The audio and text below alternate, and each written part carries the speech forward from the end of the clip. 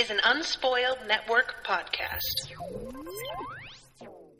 This is Unspoiled, covering His Dark Materials, Book 3, The Amber Spyglass, Chapters 20 and 21, Climbing, and the Harpies. In these chapters, Mary Mallone is figuring out exactly what's going on with Sraff, and it turns out the afterlife doesn't seem real restful. Welcome to Unspoiled.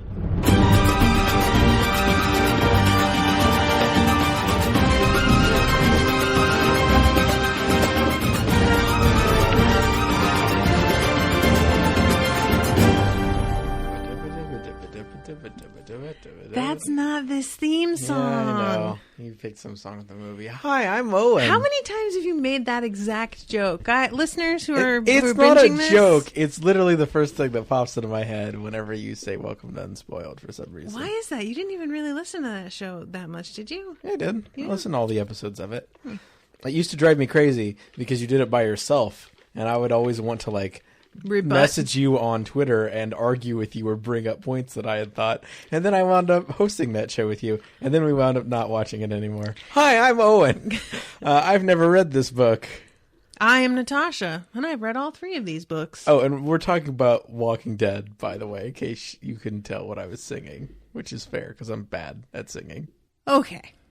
So, what did you think of these 2 chapters? Because we're just getting back into this. The last 2 were very exciting, getting into the world of the dead. And then we specifically said at the end of the last episode... I'm sorry. I remember now. Really? Oh, no. What Owen's talking about is that we said that we would do 3 chapters and he only read 2. What I was talking about was that we specifically said at the end of the last episode that we hoped that the next chapter would still be with Lyra and Will and that we didn't have to go back to the Mulefa before getting to find out more about the land of the dead. Right. But we do. We both thought that we didn't, but we do. But it's fine because the Mary Mallone chapter is super short. Because you were asking me what I thought of these chapters, and the Mary Mallone one is nothing.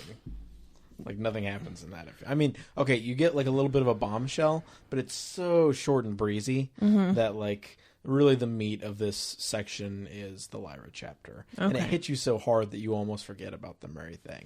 You gave me a dirty look for saying that nothing happens, but that Lyra in the afterlife chapter was so intense that I almost forgot about it because it's brutal. Yeah, it's really sad. I was just sitting outside reading and Owen came to say goodbye because he was going to work and I was tears pouring down my face. Yeah. But yeah, I definitely disagree that nothing happens in the Mary Mallone chapter. She's figuring out the reason why these trees are completely dying out. And it seems like a really weird thing is happening. Well, and that's the thing. That's why it didn't really hit me because I'm just okay, but I don't know I have no frame of reference for what could be causing that. Okay. I don't know if it's that the god, the creator isn't in charge anymore. It's one of his archangels now, right? Megatron. Metatron. Megatron is a transformer. I think it's Mega Metatron. I don't think so. I'm pretty sure it's Mechacon. I think you're thinking of Transformers the movie. I think it's Mechatron. Anyway, I don't know if it's that whoever's in charge of things more is than meets the eye, deliberately destroying this world, or if it's because of what Lord Asriel's doing or what. But so far I'm just okay, the trees are dying for some reason. And she's well, it's because the dust is going that way. And I'm just okay. And that's kind of it. I mean... It was kind of neat. Her describing her getting up in the trees and everything is it's well written and kind of tense. What I liked about it though was I just never occurred to me that the Sraff pollinates the flowers. Yeah, that's really weird. Which is a really kind of cool idea. The flowers are mating with consciousness, which is a weird idea. Yeah, that is super weird. You know? Yeah. Yeah, I don't know. But the Lyra chapter was super intense and good and creepy. The Boatman is very spooky. I always love death personifications and Grim Reaper people and shit like that. This actually really made me want to go play. In like 2010, they made this crappy, ill-advised video game based on Dante's Inferno. Okay. It's real bad. Like it's a real like you know how after the movie 300 came out, they made a lot of movies that tried to be 300? Yes. They did the same thing with video games and this video game called God of War. Which is just this action game where you become the god. It's this really just like rip-off of this other game, but it's based on Dante's Inferno. Huh, and it's really stupid and it's really fun because of how stupid and just completely by the numbers it is. That they try and make Dante's Inferno into like an action beat-em-up game. And one of the bosses is the ferry to hell. Okay, yeah. Well, that was what I was going to say, because you're like, I like personifications of death, and he's not that, because their deaths are the personifications of death. Right, I guess that's true, but I like, Grim Reapers or any of that kind of esoteric, weird shit that we've all just kind of made up about how maybe death works. It also just really almost felt like a Twilight Zone episode or an issue of Sandman. Sandman, I could see for sure. Or just kind of something in that vein where this guy is just kind of waxing poetic about all the people he's taken and stuff. Just really neat. One thing that we've kind of breezed over here is the bit about Father Gomez. Oh, yeah. Father Gomez. He shows back up. Yeah, he has found the portal. So we end, like, Mary, because I want to go through this properly. Mary finds out with her spyglass, which they have made using like a tube of wood and putting the what do you call it? The lenses in there so that she can see properly. She climbs to the top of this tree, which really stresses out the Malefa a lot. Oh, that was kind of fun. The idea that they're like, no, yeah. What are you doing? That's not how things are done. And I like that, they're earthbound, so for them it's stressful, but she's still like, even though she has the ability to do this, she's still like, yeah, I get it though. I don't really want to be doing this. Don't get me wrong. I'm not like excited about it. Yeah. Well, I mean, swinging on vines and climbing up shit is very difficult. I know people do it in the movies all the time. It takes a lot of strength. It's a crazy amount of strength. But they actually, like, the way they write it, it makes it kind of believable that she's able to do it, because she makes like handholds for herself. Yeah, she makes handholds. She makes like a harness that has a loop that she can tighten real quick in case she starts to fall to stop herself. And she has it like this like double rope that's like looped over and can handle 3 times her weight. She's been very careful to make sure that this can manage her. Yeah, she's very resourceful, because God knows if I was stuck in an alternate dimension and had to climb a tree, I wouldn't be able to figure out all this shit. She like makes a bow and arrow to shoot the end of the rope over the tree branch with. Yeah, like I would tie the rope to a rock and try and throw the rock over the branch. And then brain yourself. Like I would hit the first branch, a branch that's like 4 feet from my head, and it would bounce off and hit me in the head. Yeah. And that would be it. That would be the end of the book. Yeah, that was the only thing that I had a little trouble with, because building a bow and arrow is no joke. No, like, you have to be really, really good to make that I made a bow and arrow in high school. Did it work properly? Not very well. Yeah, like, you need very particular items to do that, and so the fact that she was able to throw one together kind of easily, and she used leaves instead of feathers. Why do you yawn so much when we record? I'm tired. That's why we record at night. Stop yelling at me. It's not even like it's just that you only start when we've started. Well, it's just weird. Never mind. You're weird. You don't know when I yawn. So he yawns a lot. That's all I'm saying. You say that like you always notice when I yawn. Like we're watching on TV, he yawned again, and you check it off in your notebook. I'm going to start. Yawns. I'm going to keep a yawn I wish journal. you would. Yeah, I will. Fucking asshole. We're both tired, so bear with us, listeners. But yeah, the fact that she could just throw that together and use leaves instead of feathers on the arrows and everything, I was just kind of like, yeah, all right. But sure. So yeah, she goes up there and she can see all of the sraff is not only blowing out to sea, but it's blowing straight against the wind. Right. Like, it's not like the wind is blowing it. Something else is either blowing it or pulling it. Right. And all of the flowers that it normally pollinates are usually facing upward. So the sraff normally would fall down into them and pollinate them. Mm-hmm. But now the only ones that are being pollinated are the ones that face towards the direction it's coming from. Which is like a small fraction. Yeah, they're few and far between. So at this point, let's see, what is the thing that she proposes to do next? Oh, here it is. They asked if she had any more ideas, and she said, I need to make more observations. I need to find out whether the wind goes always in that direction or whether it alters like the air currents during the day and the night. So I need to spend more time in the treetops and sleep up there and observe at night. I will need your help to build a platform of some kind so I can sleep safely, but we do need more observations. The Mulefa, practical and anxious to find out, offered at once to build her whatever she needed. They knew the techniques of using pulleys and tackle, and presently one suggested a way of lifting Mary easily into the canopy so as to save her the dangerous labor of climbing. Glad to have something to do, they set about gathering materials at once, braiding and tying and lashing spars and ropes and lines under her guidance, and assembling everything she needed for a treetop observational platform. And then, Father Gomez.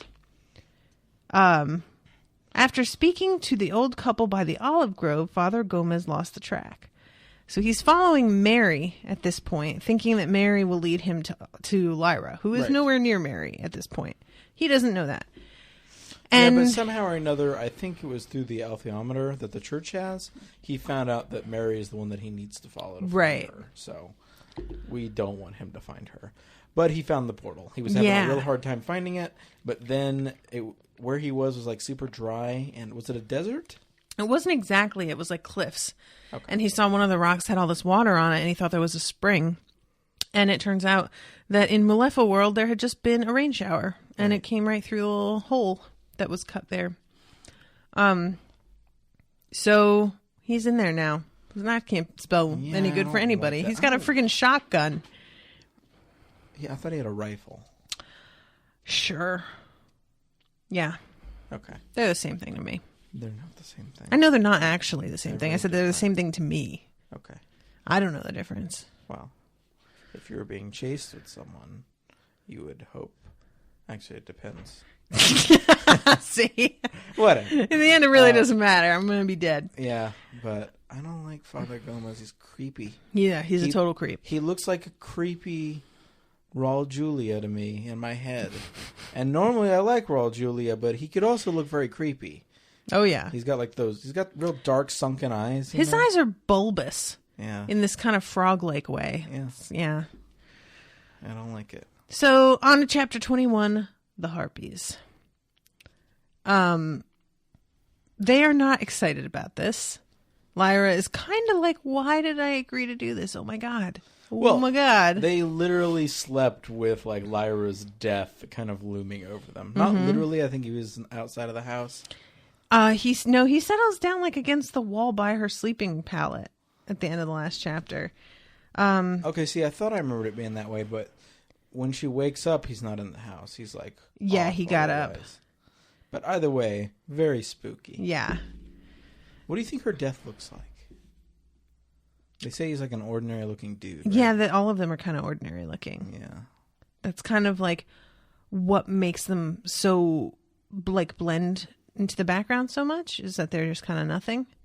Which I think is a really interesting concept, instead of making them these huge imposing hooded figures that are like, you know. But the death leads them to the boat. And on the way there, there's this weird thing with this frog. I like this a lot, actually. Occasionally they would hear a harsh croak or a splash as some amphibian was disturbed. But the only creature they saw was a toad as big as Will's foot, which could only flop in a pain-filled sideways heave, as if it were horribly injured. It lay across the path, trying to move out of the way and looking at them as if it knew they meant to hurt it. It would be merciful to kill it, said Tialis. How do you know, said Lyra. It might still like being alive in spite of everything. If we killed it, we'd be taking it with us, said Will. It wants to stay here. I've killed enough living things. Even a filthy stagnant pool might be better than being dead. But if it's in pain, said Tialis. If it could tell us, we'd know, but since it can't, I'm not going to kill it. That would be considering our feelings rather than the toad's. I like that because I think of that all the time when it comes to animals. Mm-hmm. Like a lot of times the things you do for animals aren't really for the animal, they're for you. Yeah, definitely. This also reminds me, more than maybe anything, it reminds me of, you watched The Sopranos, right? Yeah. And there are maybe 3 or 4 points in that show where people will be having crazy fucking dreams. Mm-hmm. And this just reminds me of a weird-ass dream sequence where no one is quite acting like themselves. They're having these deep philosophical conversations that have, like, deep implications about things that are completely arbitrary and not important. I don't know. It really struck me, though. I liked it, and it was spooky. Yeah, it's an interesting question because, like, the way that it's trying to get out of their way, like they're going to kill it, that seems to me like an indicator, like it wants to stay alive. It's trying to get away from you. Like, right. But it also is really sad. Like, you know, I've seen injured animals and it's awful. It's awful. So I can understand both sides of this. Like, I don't think Lyra's wrong. But also on the other hand, I'm like, yeah, but what if he doesn't make it though? But that's not my decision, I guess. But I hate it. Yeah. Yeah, it's spooky. I feel like this is like talking about something that's going to happen later. Like it's it's kind of a call forward. Okay. And when you like reread this book, you're like, oh, they're really talking about this thing that happens in the next chapter. Got you. Which you would. I honestly don't remember, so you might be right. Okay. So they finally get to the boat, and her death just like bows and backs away and seems to like melt into the mist. Right. And it says, suddenly there was the boat. It was an ancient rowboat, battered, patched, rotting, and the figure rowing it was aged beyond age, huddled in a robe of sacking bound with string, crippled and bent, his bony hands crooked permanently around the oar handles, and his moist, pale eyes sunk deep among folds and wrinkles of gray skin. He let go of an oar and reached his crooked hand up to the iron ring set in the post in the corner of the jetty. With the other hand, he moved the oar to bring the boat right up against the planks. There was no need to speak. Will got in first, and then Lyra came forward to step down too. But the boatman held up his hand. Not him, he said in a harsh whisper. Not who? Not him. He extended a yellow-gray finger pointing directly at Pantalaimon, whose red-brown stoat form immediately became ermine-white. But he is me, Lyra said. If you come, he must stay. But we can't. We die. Isn't that what you want? I don't like this part. I know, it's awful. Oh, it's so intense. Because Lyra's trying to be like, oh, I'm just going to muscle through this with my indomitable will like I do with everything. Mm-hmm. And this guy's not having it because he's a quintessence force of the omniverse, man. It's not going to fucking work. Yeah, they try and get him to like break the rule. And he's like, he lifts up some water and lets it drop into the river again. And he's like, I can't break this rule. It's like gravity. Right. This is just how it works. I can't do anything about it, no more than I could just make this water float upwards out of my hand. Yeah, it's pretty great. It is pretty good. And let's see. I'm reading this, but it's going to kill me. Then she stepped down into the boat. She was so light that it barely rocked at all. She sat beside Will, and her eyes never left Pantalaimon, who stood trembling at the shore edge of the jetty. But as the boatman let go of the iron ring and swung his oars out to pull the boat away, the little dog demon trotted helplessly out to the very end, his claws clicking softly on the soft planks, and stood watching, just watching, as the boat drew away and the jetty faded and vanished in the mist. Then Lyra gave a cry so passionate that even in that muffled, mist-hung world it raised an echo, But of course it wasn't an echo. It was the other part of her crying in turn from the land of the living as Lyra moved away into the land of the dead. "My heart, Will," she groaned and clung to him, her wet face contorted with pain. And thus the prophecy that the master of Jordan College had made to the librarian, that Lyra would make a great betrayal and it would hurt her terribly, was fulfilled. So we had thought that was about Roger. Oh. But no, it wasn't. That's the problem with us taking as long as we've taken. I don't remember that part specifically. Yeah, it's really not a big deal. Like, now that you mention that, though, I think I remember us talking about that way back then, about it being about Roger. Yeah. So, what is up with the Jordan College master and being able to do prophecies? I think that he was able to read the alethiometer in a way. Oh, that's remember? Probably Yeah. It is a credit to this series that, as much as I hate prophecies, I have no problem with the alethiometer. Yeah, that's true. The alethiometer just feels like somebody nudging. It doesn't feel like this dictated future that's like concrete to this degree. It's this cool artifact. It works in a very different way. It's not just some I fucking hate prophecies. You know this. Same. Yeah.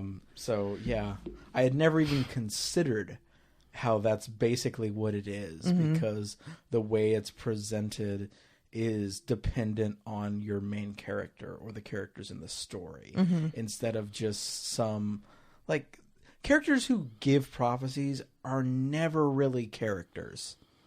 Like, even in the example of, like, Harry Potter, like, Professor Trelawney's a character, but when she's giving prophecies, she's basically a completely different character that you can't interact with as a person. That's true.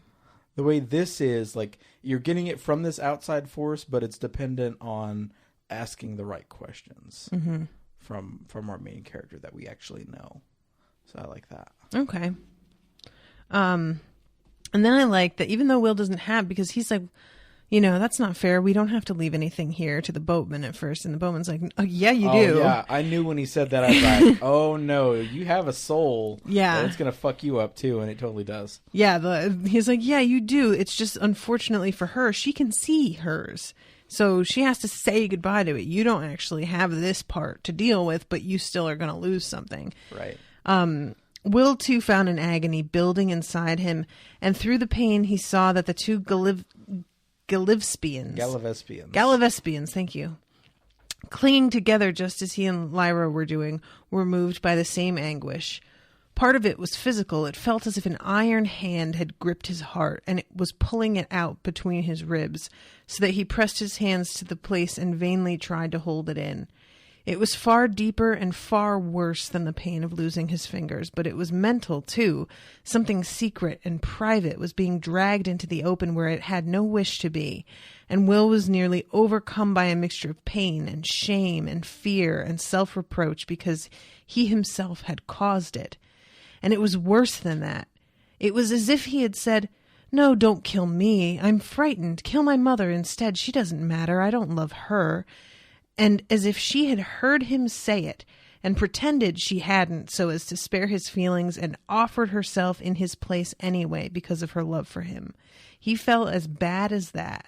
There was nothing worse to feel. Yeah, that's both very brutal and almost comically specific. I almost cracked up at it, but it's a really good, it's very specific, but in a very brutal, sad way. Mm-hmm. Like someone had to think that up. Yeah. Yeah. Just this. Kite Runner's coming to mind. Oh, God. No. No. Guys, you should read that book. It's really good. It's really sad. It's super sad, but oh my God. But yeah, that kind of self-sacrifice, despite knowing that maybe the person you're sacrificing for isn't worthy and doing it anyway. Yeah. So this lasts a while before they start to calm down at all. The pain that they're suffering from, they pull the boat up and get off the boat and are walking around, and they're still all just shaken and pale and not okay. Except the dragonflies. Which will probably piss some people off because basically this is positing that dragonflies don't have souls. That's got to piss somebody off, right? I don't think so when you're going with the theory behind this, which is that, we already established that the Malefa have Sraf, but there are other animals that look very much like them that don't, and they hunt those. Right. So we've already got that kind of going on, and I think that's kind of the point, is that some things have consciousness and some don't. Right. No, I don't have a problem with it. I just find it funny to think of a person who would be offended by the... No, I know you don't, but I'm just saying, like, if they're going to get mad about that, they would have a long time ago. This is not the point where that would happen. Yeah, it was mostly a bit. Okay. Well, I find it funny to think of people who are like, dragonflies have souls, man. So there's this, like... really sad, because Will asks the boatman, "Are we dead now?" And he says, "Well, does he ask him that, or does he ask the boatman if the boatman is dead?" No, he says, "Are we dead now?" Will said to the boatman. "Makes no difference," he said. "There's some that came here never believing they were dead. They insisted all the way that they were alive. It was a mistake. Someone would have to pay. Made no difference. There's others who longed to be dead when they were alive, poor souls. Lives full of pain or misery, killed themselves for a chance of a blessed rest and found that nothing had changed except for the worse. And this time there was no escape. You can't make yourself alive again. And there's been others so frail and sickly, little infants sometimes, that they're scarcely born into the living before they come down to the dead. I've rowed this boat with a little crying baby on my lap many, many times, that never knew the difference between up there and down here. And old folk, too, the rich ones are the worst, snarling and savage and cursing me, railing and screaming. What did I think I was? Hadn't they gathered and saved all the gold they could garner? Wouldn't I take some now to put them back ashore? They'd have the law on me. They had powerful friends. They knew the Pope and the King and this and the Duke of that. They were in a position to see I was punished and chastised. But they knew what the truth was in the end. The only position they were in was in my boat going to the land of the dead. And as for those kings and popes, they'd be in here too in their turn sooner than they wanted.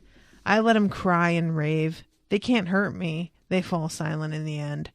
So if you don't know whether you're dead or not, and the little girl swears blind she'll come out again to the living, I say nothing to contradict you. What you are, you'll know soon enough." That's ominous. Yeah, this is like my favorite part of the chapter. That's so Twilight Zone-y. So what do you think is going to happen here? Because, like, Lyra's thinking, I'm going to get Roger and turn around and walk out and take the boat back. Yeah, Lyra's kind of stupid like that. What do you think is going to happen? I have no idea. I feel like the only way for them to get out is to use the knife somehow. Okay. But I have no idea how Lyra can go back for a demon. I don't know if she really will be able to. And that's really sad. So she's going to be a cut child like the kids at Bolvangar? Because they didn't last very long without theirs. Yeah. I don't know. I don't feel like that's going to happen either. I feel like she's going to figure out some bullshit way to get Pantalaimon back.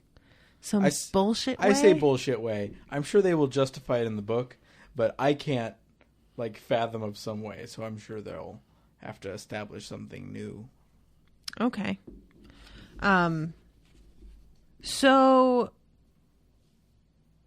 she tells to the boatman, "When you go back, if you see my demon, tell him I love him the best of everything in the land of the living or the dead, and I swear I'll come back to him, even if no one's ever done it before. I swear I will."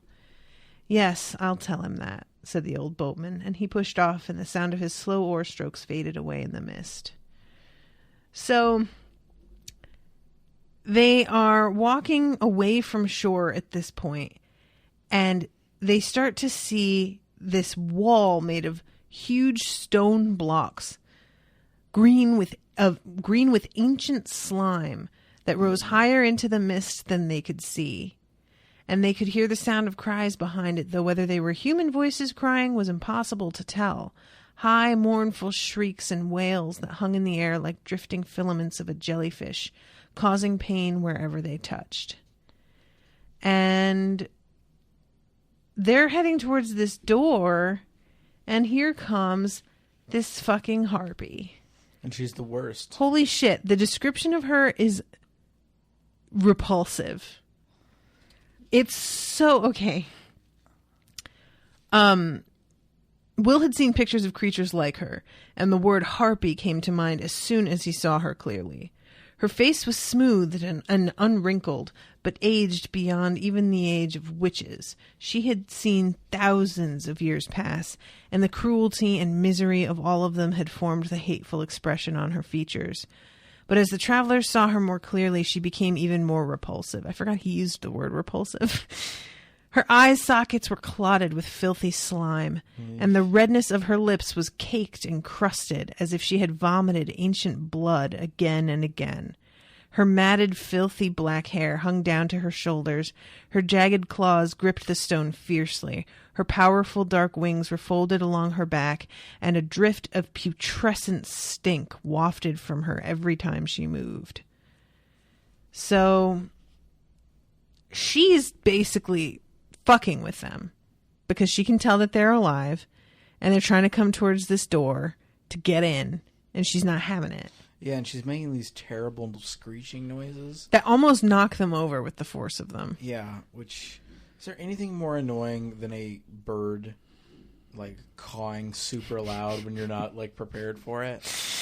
I was just doing a writing session tonight on camera with Candace and Money, and the window was closed, and the birds were out chirping, and Candace is like, you need to kill those things.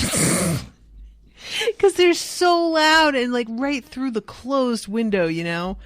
And I'll take walks sometimes, and I'll call my mom on my headset while I'm taking a walk, and she's like, Jesus, I can't even hear you. All I hear is fucking birds. She gets so irritated. Yeah, it's the worst. Yep. They can be so loud. They're a very particular frequency that, like, bores into your head somehow, you know? Yeah, I remember as a kid going into the bird room at a pet store and hating it. Just feel like you go in for a second and you're just like, go. Maybe my mom took me in there, and so my mom wanted to look at the birds. Okay. And I wanted to get out of there, but I was too young to just, like, go off and do my own thing, and she, like, made me stand in there for a second. I just remember being in this bird room and finding it utterly miserable and just wanting to get out, like, immediately. It makes me think, like, I sent you this little piece of writing that I had done the other day where a character screams and the vibration gets in between particles and shakes them apart so that things basically evaporate. And that's kind of what the harpy made me think of a little bit. Like, it was just shy of actually, like, hurting them. But if she had gone harder, maybe it could have. Yeah. You know what I mean? Yeah. So the harpy is launching at them, and the Glyphspians try and hurt it with their spurs. Poison, yeah. And it doesn't do anything. Like, it enrages her, but it doesn't hurt her at all. And she says that her name is No Name when Lyra finally stops her. Nobody. And Myra says, well, maybe I could tell you a story in exchange for you letting us pass. And she's like, well, you can try. And Lyra is feeling herself a little bit. Yeah, she tries to do the same bullshit she did in the previous chapter that she was in, where she tells a big bunch of nonsense. Yep. But she needs to up her game because she's in the land of the dead, and apparently harpies can sense lies. Yep. You know what this feels like? It feels like when you're doing a choose your own adventure book, and you've got the choices: tell them the true story of your backstory, tell an outrageous lie, and you're like, I'll tell the outrageous lie. What could happen? And then they shoot you in the head. Yeah, bite your head off, and you're dead. And in the end, which Lyra doesn't die, but it's still really weird the way they're just like, okay, nope, they run away from the harpy. Yeah, the harpy tears a chunk of hair out of Lyra's head. Yeesh. coming at her screaming, "Liar, liar, liar." And it sounded as if her voice were coming from everywhere. And the word echoed back from the great wall in the fog, muffled and changed, so that she seemed to be screaming Lyra's name, so that Lyra and liar were one and the same thing. I like that. It's very poetic. So they bust past her. They use the knife to cut the rotten wood around the lock away, and they cross in, and that is the end of the chapter. It's true. That's true. That's the end of the chapter. Is the end of the chapter. It's a weird thing to say. No, I feel bad because I didn't read another chapter because that's kind of an unsatisfactory ending. Yeah, I'm surprised that you didn't say anything to me about where it ended. I meant to. I had a really much longer day than I thought I would have, and I'm just tired. Yeah. Tune in next week. Will Lyra and Will escape from the harpies? Will Father Gomez use his shotgun? Ooh. No, I'm yawning. Yeah. What now?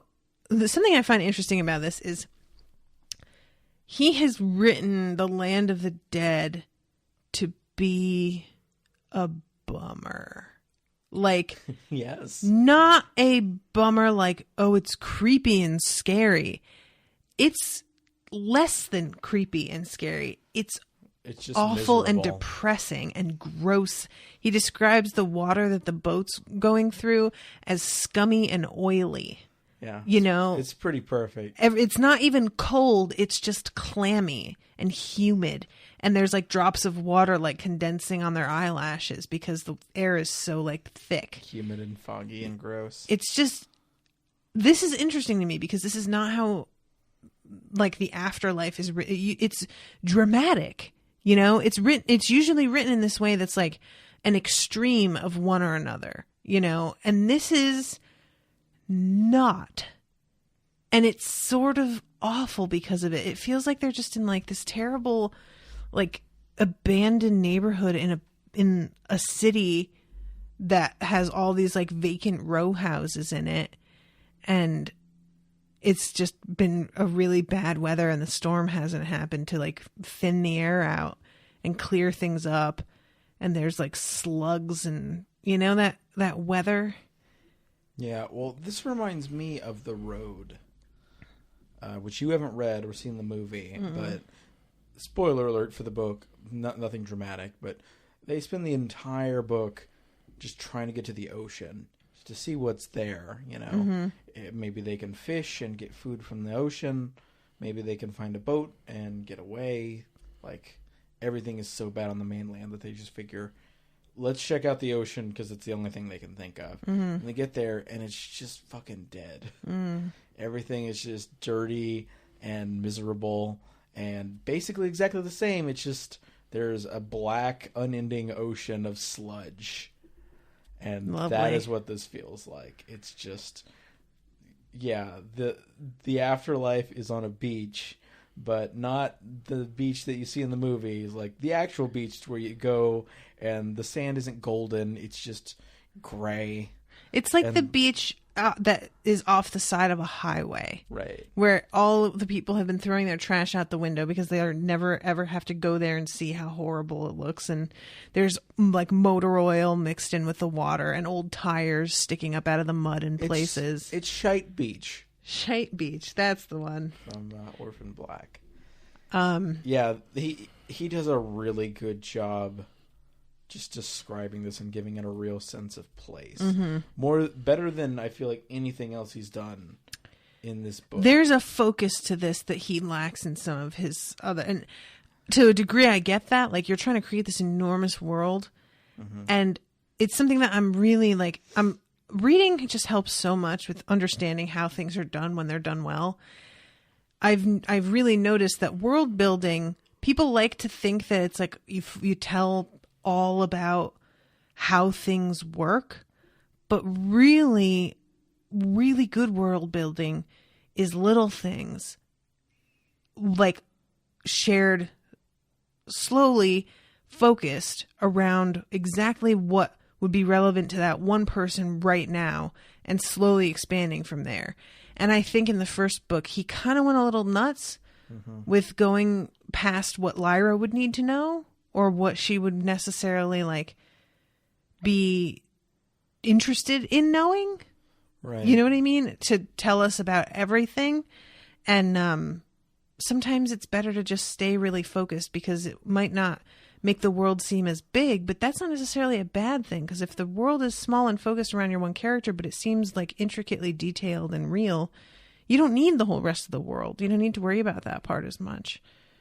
I don't think that's always the case, but for this type of writing, I feel like it would be more efficient. Yeah. Yeah, everything else in the series, not everything, but a lot of things have felt much more almost generic. Not even, I don't even want to say generic because, like, it's not that this afterlife you've never seen it, but it's so specifically relayed to you. Like, not what it looks like, but how it feels. And it's really well done. It's spooky. Yeah, all right. Well, I guess that's it. Yeah. Just 2 chapters, so we're done. Yeah, we managed to talk about it for a little while. Well, thank you guys so much for listening. I hope that you enjoyed the episode. This week we're not having a Harry Potter or a Justified because scheduling conflicts, so it'll be good to have this extra one to pad out our listeners' experiences. Yes. So make sure to leave a review on iTunes if you've been enjoying the show, and I will check for those next week. If there are any new ones, I'll read them on the air.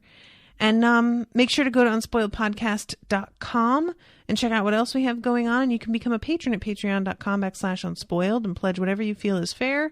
And you get access to all kinds of bonus stuff. I'm doing Twin Peaks with Maggie, and I'm doing Sherlock with Rashawn. We just finished season 3. So we're going to be getting into season 4, which I have not even seen yet. And after that, who knows? Once we're done with Twin Peaks, we still have like 15 more episodes to go, and that's only of season 2, and I think season 3 will be out by the time we're done with 2. So we're going to be starting to cover the brand new stuff from Stars, I think. Showtime? I don't remember. I think it's Showtime. Okay. So that'll be pretty fun. And coming up, I'm going to be, once Penny Dreadful is done, we have 1 more season to go, and I'm very sad because that show is brilliant, and only 10 more episodes is not enough. After that, I'm going to finish The Leftovers with Rashawn, and there are only 8 episodes of that until the end of season 3, which is the finale of the whole series. And then we're covering Westworld, and it will be me and Rashawn on Westworld, and then me and Maggie will be covering Legion, which, she's excited. She's really excited about. I wasn't sure if she'd want to cover it in addition to other shows she's doing with me, and I had like barely asked her, and she was like, "Yes, please."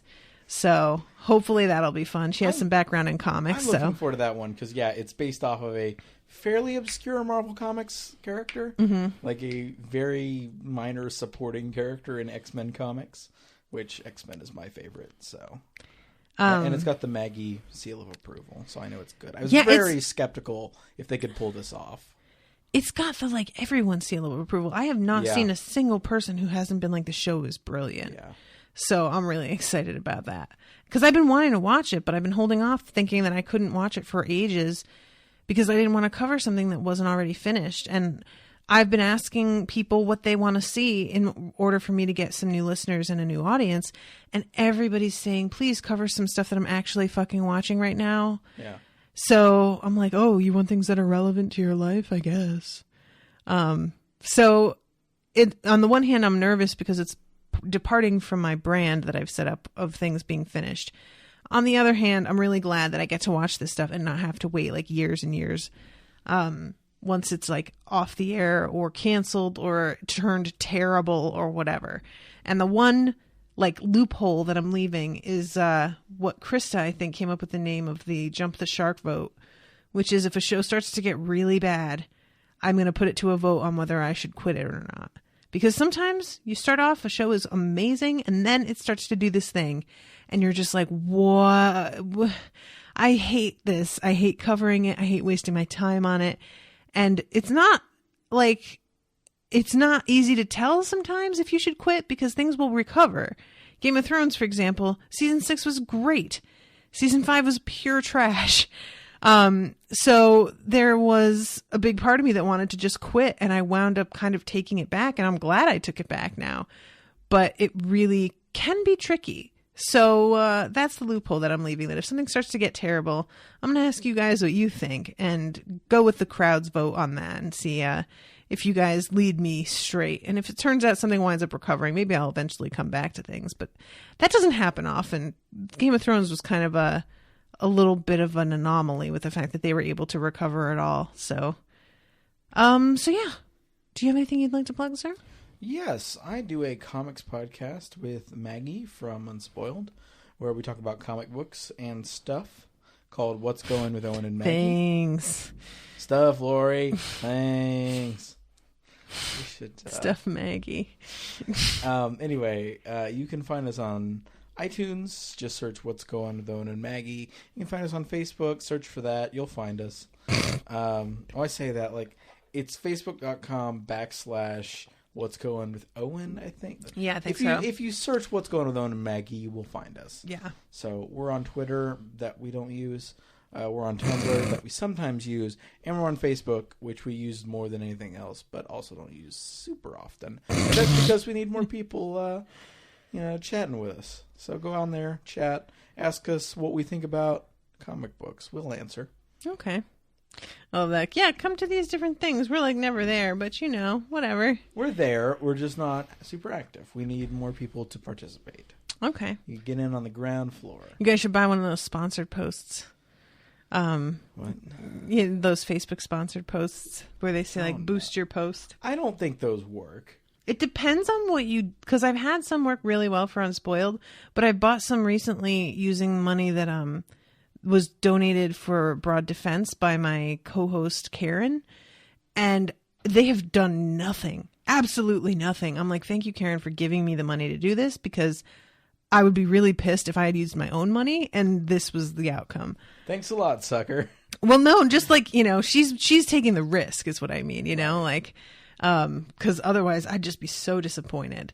But yeah, I think it really depends on the kind of thing that you do. So I think it'd be awesome if you did like a boosted post that was like a really controversial statement about the X-Men. Like, who do you like better? And you picked two people who were obviously one was better than the other. But you said, I like Cyclops the best, just to provoke people, and then boosted that. You would get so much play on that. Babe, lots of people like Cyclops. Of course they do. But most people don't. Lots of people like plenty of terrible things. But that's what you do. You take the You don't know what you're talking about, so you should not. I have not heard one person say that they are ever on Cyclops' side. You've got, babe, there was literally a comment post just tonight where Miles was super snotty about why Cyclops was right. He literally said #Cyclops was right.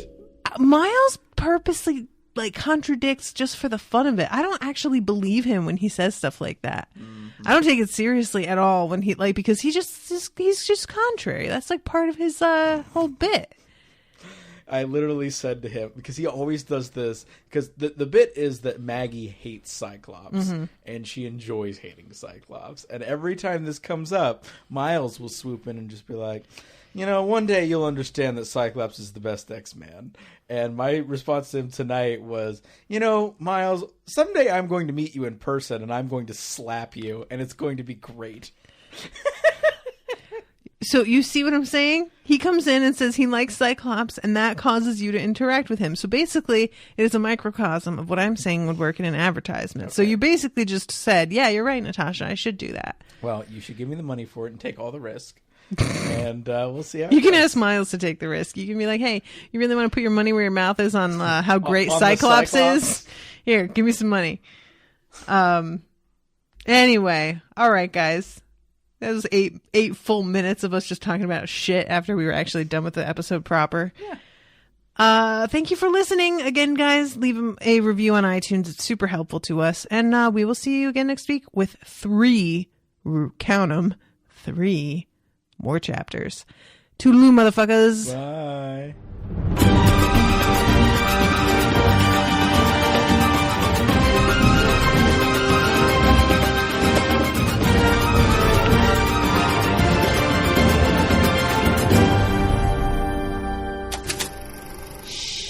That was an Unspoiled Network